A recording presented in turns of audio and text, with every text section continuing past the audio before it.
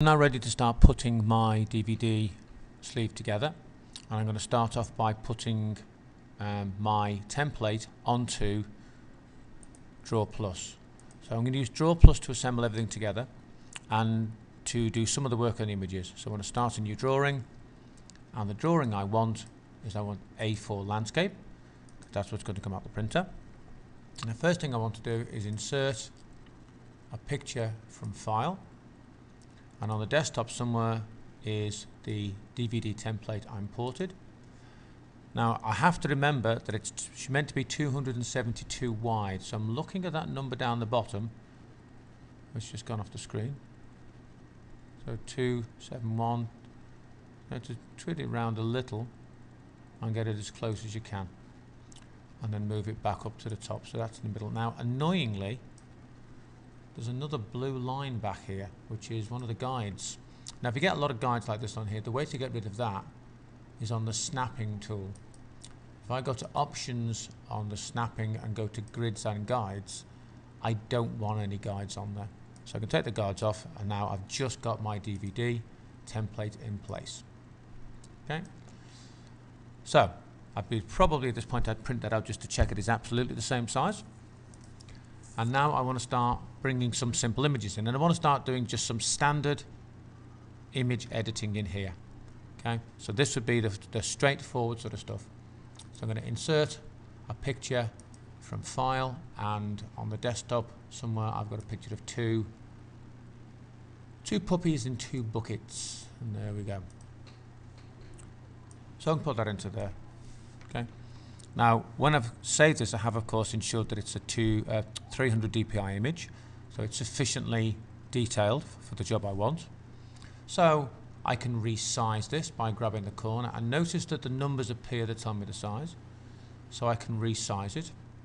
So I'd want to have a screen print showing it's not at the size I want, a screen print showing myself doing that, and a screen print showing the final size.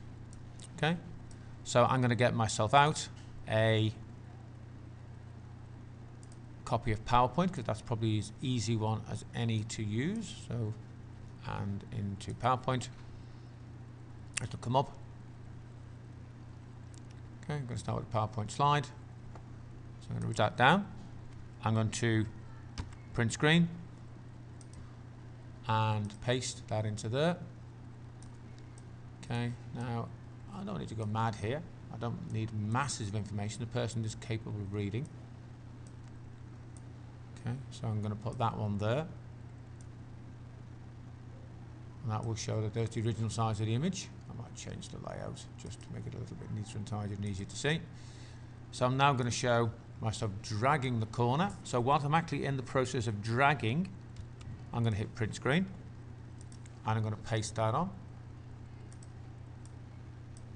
Okay. And again, I can just put that onto there. Line those up. And then finally, I can say I got to the final angle. So I want it like that. And again, I would print screen that. So at each stage, I'd do some print screens, and then I'd probably insert a call out. So I would insert one of these and just say, I have changed the size of the image by dragging the corner of the image.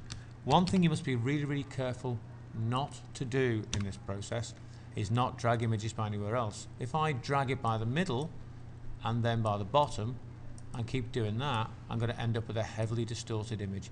The moment somebody sees a distorted image like that, you're instantly losing marks. Always drag images by the corners. It maintains the aspect ratio and stops them getting squashed. Okay, so now I've inserted and resized an image.